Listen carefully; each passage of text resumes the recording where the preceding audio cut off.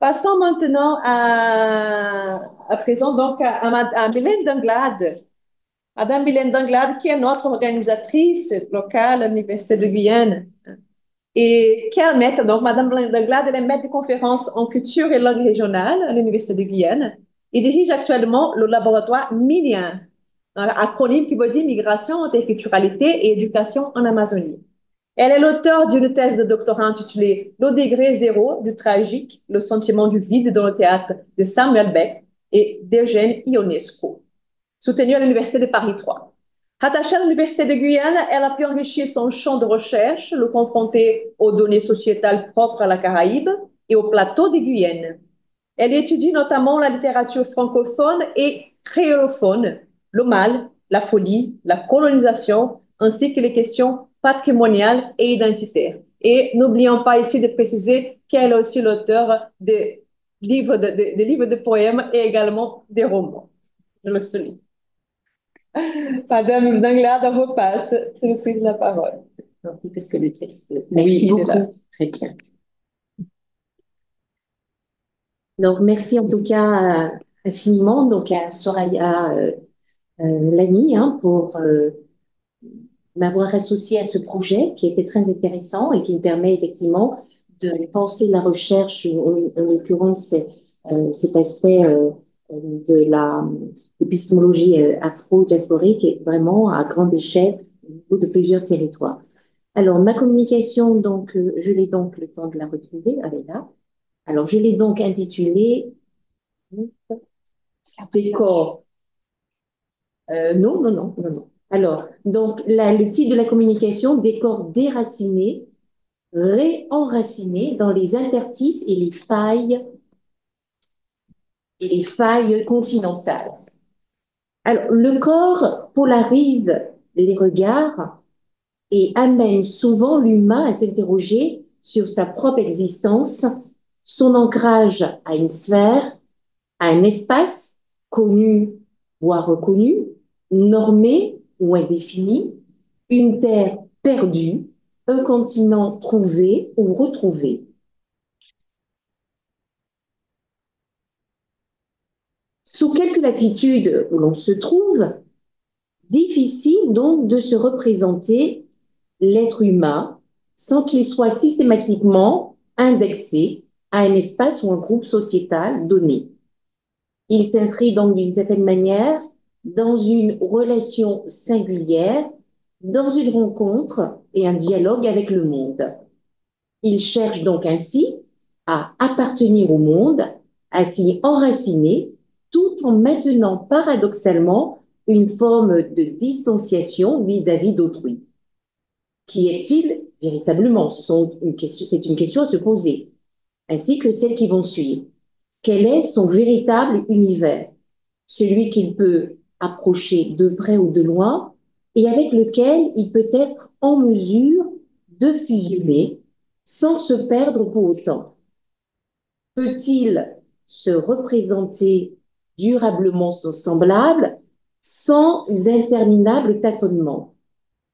L'humain peut-il également se sentir complètement chez lui dans les interstices du monde ou n'est-il pas enclin à refuser de s'y perdre comme dans une masse informe?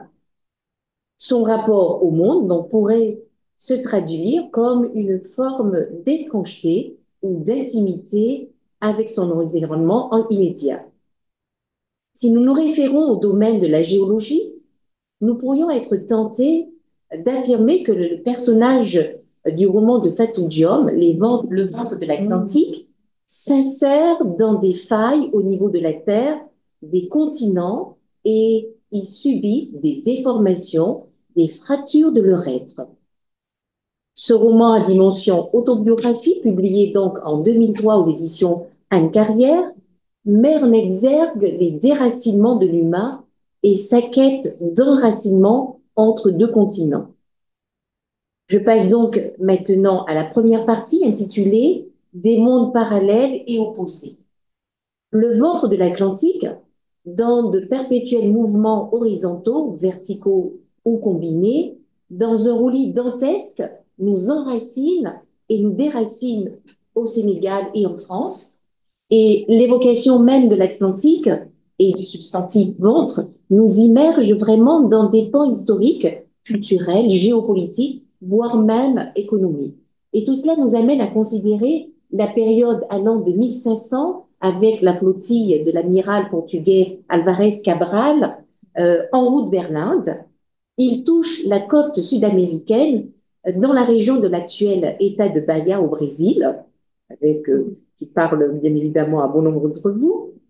Et ces vaisseaux, effectivement, c'est un point historique, hein, reprennent ensuite la mer vers le Cap et l'océan Indien, effectuant ainsi les premières traversées vers l'Atlantique Sud. Cette phase va se clôturer au milieu du 19e siècle avec la fin de la traite bilatérale d'esclaves entre le Brésil et l'Afrique. Et cela vers 1850.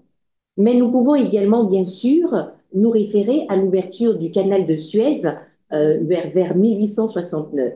Donc, conçu pour la navigation à vapeur, ce dernier met fin à l'âge de la voile, réduisant ainsi le parcours entre l'Occident et l'Orient.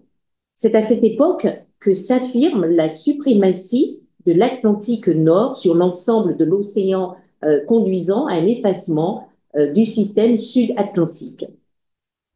Les indépendances des nations africaines, et en particulier celles des anciennes colonies portugaises, puis la fin de l'apartheid en Afrique du Sud vers 1991 et 1994, amorcent, on pourra dire, donc une troisième période qui voit la réémergence des liaisons sud-sud dans l'Atlantique au tournant des 20e et 21e siècles. En parlant de justement cette liaison sud-sud, ça nous immerge bien évidemment au cœur du projet, de manière à considérer effectivement ces relations décentrées et non plus centrées autour de l'Europe.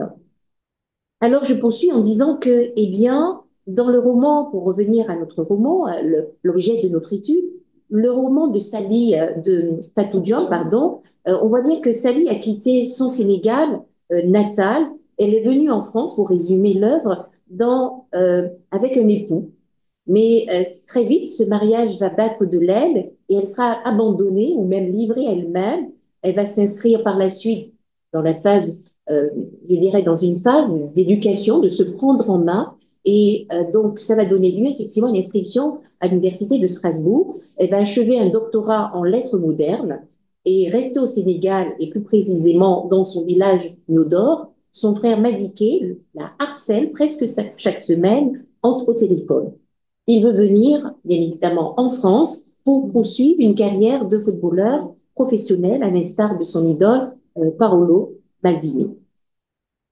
Sa sœur l'en dissuade et en lui expliquant, bien sûr, la précarité des immigrés africains en France.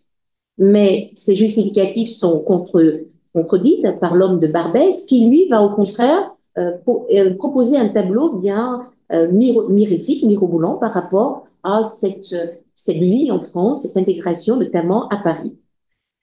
Eh bien, on voit que, quels que soient ces éléments-là, le fait sa vie même en France, le fait de rentrer par la suite, justement en vacances à Niodor, cet homme de Barbès, lui, va trouver le moyen, loin de là, au contraire de cette vraiment phase vécue réellement en France par les immigrés, lui, au contraire, il va s'inscrire dans une phase de réussite en montrant le faste ou des éléments qui pourront vraiment le rattacher à celui qui a réussi, celui qui est parvenu effectivement à se sortir en quelque sorte du prolétariat.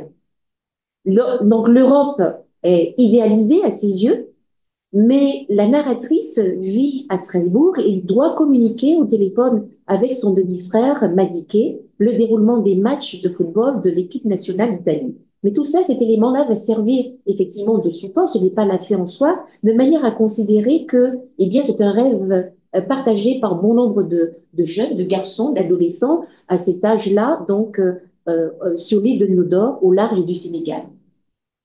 Ils envisagent, ces jeunes, ou même des personnes plus âgées, de venir en France pour réussir. Lui, ce jeune, pour embrasser une carrière de footballeur, mais Il s'agit vraiment de s'identifier et vraiment afficher cette image de la réussite française. Donc, je continue, bien évidemment, en arrivant donc au fait que le roman débute avec la description d'un match de football à la télévision, notamment avec la coupe, je cite, la Coupe d'Europe de football. L'Italie affronte les Pays-Bas en demi-finale. Mais la narratrice ajoute aussitôt sur le même plan sémantique et dans la même construction syntaxique, je cite, mes yeux fixent la télévision, mon cœur contemple d'autres horizons. Donc, comme, j'ai fait une citation, comme l'affirme Simone Veil, l'être, une question à se poser, l'être est-il en mesure, je cite, d'assurer à travers le présent une liaison entre le passé et l'avenir, et notamment dans son ouvrage Quarto, publié en 1999, à la page 108, 1088, pardon. Ce match de football, tout comme les corps africains, sont assimilés à des réalités étrangères car cette question récurrente apparaît dans le roman au début, je cite, pourquoi je vous raconte tout cela? Eh bien, cette question semble rompre en quelque sorte un enchantement et nous ramener à d'autres réalités, des rituels, des paroles, des pratiques ancestrales, par exemple. En atteste donc ces propos, je cite, ma grand-mère m'a très tôt appris comment cueillir les étoiles. La nuit, il suffit de poser une bassine d'eau au milieu de la cour pour les avoir à ses pieds. Fin de citation. Donc, une fois en France, la narratrice se projette à nouveau sur le continent africain. Et je cite, là-bas, depuis des siècles, des hommes sont pendus à un bout de terre, l'île de Nodor. Accrochés à la gencive de l'Atlantique, tels des résidus de repas, ils attendent, résignés, que la prochaine vague les emporte ou leur laisse l'abyssole. Fin de citation. Donc, l'auteur, et en même temps la narratrice, puisque c'est un roman à visée donc autobiographique, nous mentionne le nombre d'années qu'elle a quitté, pardon, où elle a quitté, je cite, l'ombre des cocotiers pour heurter le bitume, ses pieds, je cite l'auteur, emprisonnés, ne se souvenant plus de leur liberté d'antan. Donc, elle se souvient, bien évidemment, de la caresse du sable chaud, de la morsure des coquillages et de quelques piqûres d'épines qui ne faisaient que rappeler la présence de la vie jusqu'aux extrémités oubliées du corps. Les pieds modelés, marqués par la terre africaine, je cite, je foule le sol européen. Fin de citation. Donc, les civilisations occidentales et africaines s'opposent, notamment sur le plan éducatif, religieux, social et cosmogonique, avec un là-bas, au bout du monde, un tiers-monde, chez nous, et bien évidemment l'île de Nodor, mais ces éléments sont opposés à la France, Paris, le ciel d'Europe et bien sûr un ici. L'Africain est alors perçu comme un être hybride, exilé, en proie à un désarroi existentiel, à l'assimilation, l'acculturation et voire l'aliénation. Donc les sociétés traditionnelles tiennent à l'écart ceux qui viennent de l'extérieur, quand bien même ils seraient sénégalais. Eh bien, cette société insulaire, même, je cite l'auteur, même lorsqu'elle se laisse approcher, reste une structure monolithique, impénétrable, qui ne digère jamais les corps étrangers. Voilà ce qui excluait Ndé ce Sénégalais de l'extérieur. Il savait que cette micro-société le dégobillerait toujours pour le maintenir à sa lisière. Fin de citation. Le patronyme de la narratrice, aussi étranger que le sien, porté par une seule personne au village et importé dans le village, lui a valu le mépris de ses camarades de classe et cela a pu générer des rires sarcastiques lorsqu'elle était plus jeune. Des mondes parallèles s'opposent et tiennent en marge à la périphérie tous ceux qui ne leur semblent pas en être dignes. La terre se fendrait-elle en deux pour les engloutir, comme s'ils portaient la marque d'un péché originel. Et je passe donc à la deuxième partie intitulée Des corps frontières et des corps barrières.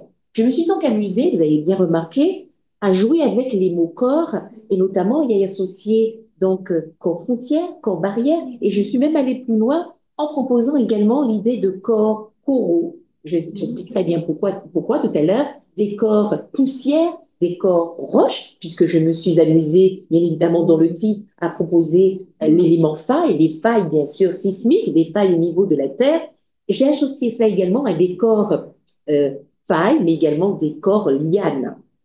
Alors, l'espace et le corps sont étroitement liés, qu'on le veuille ou non, même si on voudrait se persuader du contraire. Les êtres se positionnent donc dans la sphère spatiale pour exprimer des sentiments, des sensations, pour communiquer également avec les autres et avec eux-mêmes. Les corps, individuels ou collectifs, productifs et objets admiratifs, passifs ou évolutifs, images et ou messages, eh bien, ce corps peut être vu, lu, entendu. Le corps, disait tout à l'heure Soraya, pardon, Loana, eh bien, le corps parle, qu'on le veuille ou non, qu'on soit muet, n'est-ce pas, ou bavard à outrance, eh bien, notre corps parle à notre insu et peut livrer d'autres messages que ceux qu'on voudrait communiquer. Nous sommes, on parlait de ça tout à l'heure au théâtre presque, où l'humain, une fois qu'il sort de sa demeure, eh bien, il se met en scène. Et là, il peut vouloir effectivement se livrer à une représentation, ou à de multiples représentations, mais néanmoins à son insu, où le public qui est en face de lui, n'est-ce pas, va être en mesure de déchiffrer d'autres spectacles, d'autres scènes.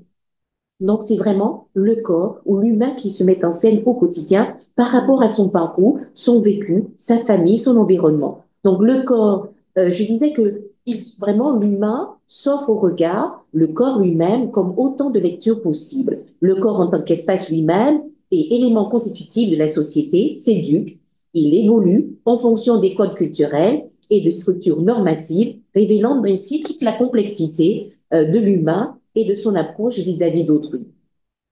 Dans le roman donc de notre auteur, donc du coup j'ai un trou, de notre auteur Fatou Diop, bon, en même temps j'ai pas tout matin, bon alors de Fatou Diop, pardon, Moussa ils sont voilà qui par l'intermédiaire de son papa est entrevu justement alors qu'il est parti en France, il est entrevu comme quelqu'un qui a un fils qui est en train de changer d'identité et il écrit mon fils, enfin l'auteur écrit, mais fait parler donc le père, mon fils, je ne sais si tu as reçu mes précédentes lettres, pourquoi je n'ai toujours pas de réponse de sa part. J'ai vu ta photo, maintenant tu ne portes ni tchaya, pantalon bouffant, ni sabador, boubou, et cela m'inquiète. Ton accoutrement cache-t-il d'autres changements de ta personnalité? Il n'y a point de mutation, on parlait de mutation tout à l'heure, extérieure sans mutation intérieure. Je prie donc pour que ton âme soit restée aussi pure qu'à ton départ. N'oublie jamais qui tu es et d'où tu viens, ça a été énoncé tout à l'heure. Quand je dis cela, je veux dire que tu dois continuer à respecter nos coutumes. Tu n'es pas un blanc et comme eux, tu commences à devenir individualiste. Voilà plus d'un an que tu es en France et jamais tu ne m'as envoyé le moindre sou à la maison pour nous aider. Fin de citation. Alors, je poursuis sans trop m'étendre, parce qu'il faut respecter le temps, nous sommes déjà en retard. Ensuite, on voit bien qu'un conflit se manifeste lorsque Madiké parle et veut partir, souhaite partir, et que sa sœur fait tout pour l'en dissuader, puisque là, la France n'est pas forcément la porte de sortie, ou alors le paradis perdu, entrevu, ou paradis perdu, pourquoi pas, entrevu, même s'il qualifie sa sœur d'égocentrique, mais cette dimension-là n'est pas à véritablement apercevoir pour le freiner dans son désir vraiment de partir de l'île, mais vraiment pour le raisonner.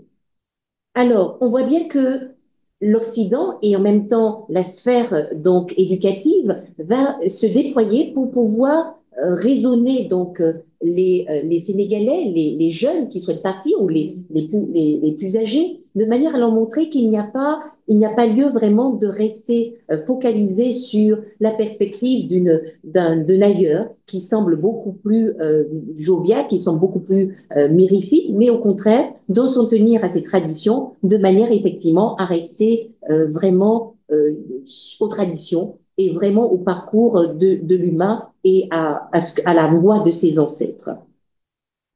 Je poursuis.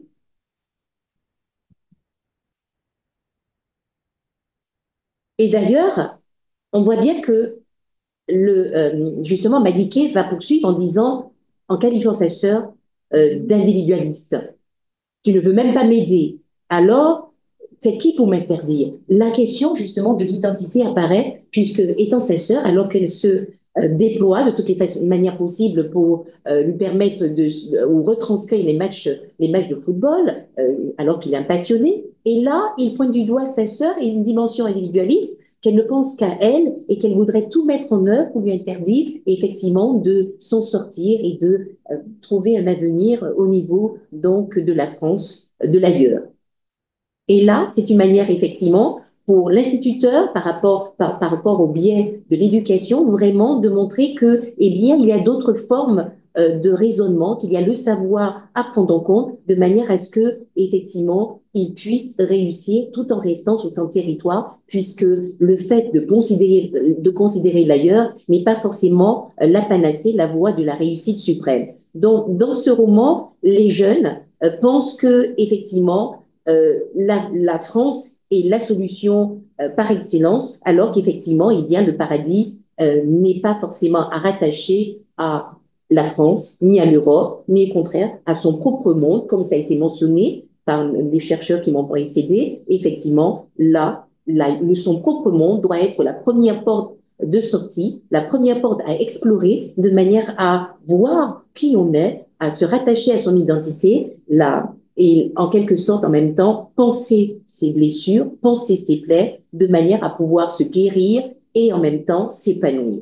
Donc je dirais en conclusion que au travers de ce roman, eh bien on voit bien que l'auteur, par le biais de l'écriture, qui vraiment va jouer ou va se déployer pour faire le lien, la transition entre deux espaces, l'espace continental, l'espace européen, mais également l'espace africain, de manière à montrer que finalement, eh bien, même si les médias entrent en jeu pour montrer autre chose que la réalité africaine, la réalité sénégalaise, mais que c'est par le biais effectivement des histoires, les récits, comme l'arbre à palabre qui est mentionné au niveau du roman, où les familles se retrouvaient, mais la parole, les récits, comme la parole de la grand-mère au début, eh bien, cette parole-là va servir vraiment de base pour que le jeune, pour que l'Africain puisse se retrouver et prendre ce temps-là justement pour considérer la parole de manière à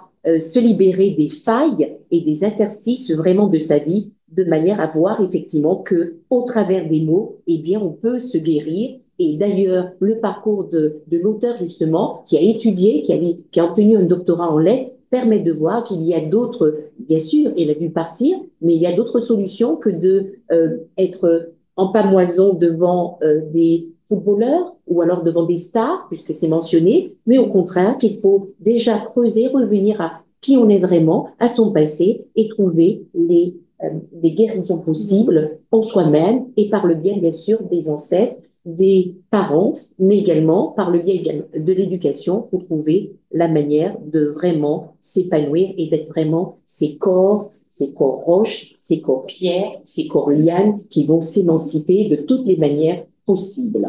Voilà, merci à vous.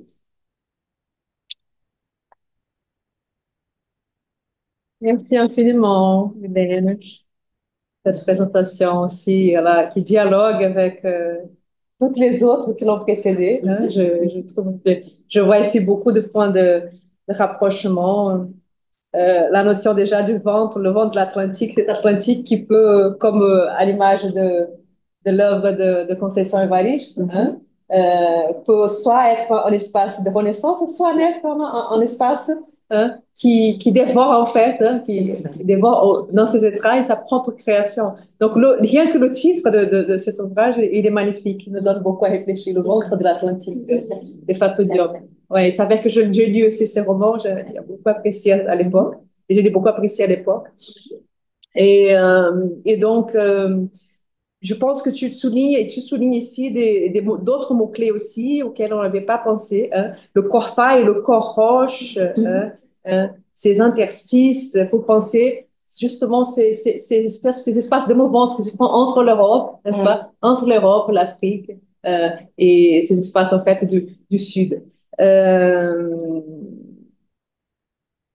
oui, oui, et juste, ça me fait penser aussi, des réflexions me font penser un petit peu à ce qui a été précédemment dit par Noël. Noël qui insiste beaucoup sur la notion d'espace d'image écran. En fait, ces garçons-là, il était attiré par, et médiatisé, hein, par, passionné de football, mais attiré par ces espaces, ces lieux, dans l'espace des écrans, qui faisait en sorte que son identité première, elle était mise de côté, hein. Et une des solutions, une stratégie pour s'en sortir, ce serait justement de revenir à la base, revenir point d'origine, donc les récits, l'oralité, la connaissance la meilleure connaissance de ses ancêtres, hein, et de tous ces patrimoines qu'ils ont à offrir. Donc voilà, c'est juste des points de rapprochement que je vois entre ces communications et c'est très bien justement qu'on puisse faire, hein, tous ces points de rapprochement.